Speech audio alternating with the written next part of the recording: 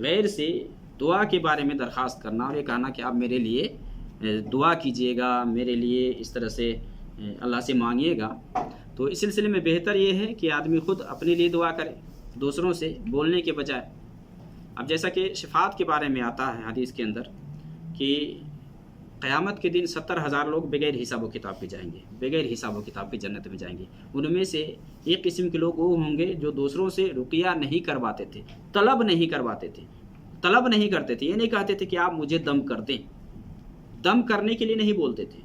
تو اس بنیاد پر بہت سارے علماء ہیں جو کہتے ہیں کہ طلب نہیں کرنا چاہیے، لیکن اگر کوئی طلب کرتا ہے تو ایسا کر سکتا ہے۔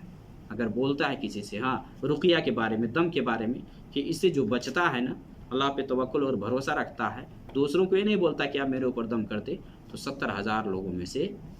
70,000 لوگوں کے بارے میں جیسے حدیث کے اندر ہے کہ بغیر حساب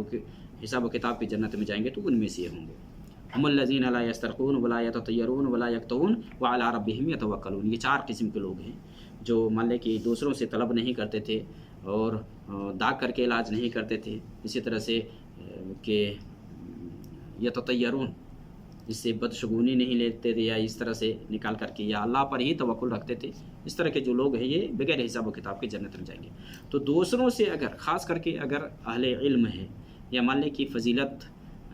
والی شخصیت ہے، اس کی تقوی اور متقی پرہیزگار ہے، ایسا ہے تو ان سے بولا جا سکتا ہے جیسا کہ اب دیکھیں قرآن میں اللہ تعالیٰ نے یوسف علیہ السلام کے ساتھ بھائیوں نے جو کچھ کیا، پھر جب باپ کے ساتھ ملے تو بھائیوں نے باپ سے کیا کہا، یا ابانا استغفر لنا ذنوبنا انا کنا خاطئین، کہ ابو جان ہمارے لیے استغفار کیجئے، ہم ہی گناہ گار تھے۔ اسے پتہ چلتا ہے کہ بولا جا سکتا ہے کہ آپ ہمارے لیے استغفار کریں۔ اسی طرح سے صحیح مسلم کی حدیث ہے کہ نبی صلی اللہ علیہ وسلم نے حضرت عمر رضی اللہ تعالیٰ عنہ سے کہا کہ اویس قرنی سے اگر استغفار کروانا اگر ممکن ہو تو کروانا، اس سے ملاقات ہو تو۔ اور اویس قرنی جانتے ہیں کہ یہ تابعی تھے، یہ صحابی نہیں تھے، نبی صلی اللہ علیہ وسلم کا زمانہ پایا ہے لیکن نبی سے ملاقات نہیں ہوئی، اس لیے یہ صحابی نہیں ہوئے ہیں۔ تو اویس قرنی سے حضرت عمر رضی اللہ تعالیٰ عنہ نے استغفار کروایا حج میں جب آئے تھے تو وہاں۔ اسی طرح سے صحیح مسلم کے اندر حدیث ہے کہ جب صفوان، عبداللہ ابن صفوان، یہ ملک شام گئے ابو دردہ کے پاس، تو گھر میں موجود نہیں تھے، ان کی بیوی تھی، یعنی ان کی صفوان کی ساس موجود تھی، تو اس نے کہا کہ بیٹا اس سال تو حج کے لیے جا رہا ہے، تو اس نے کہا کہ ہاں حج پہ جانے کا ارادہ ہے۔ جب اس نے کہا تو کہا کہ ہاں، تو کہا کہ میرے لیے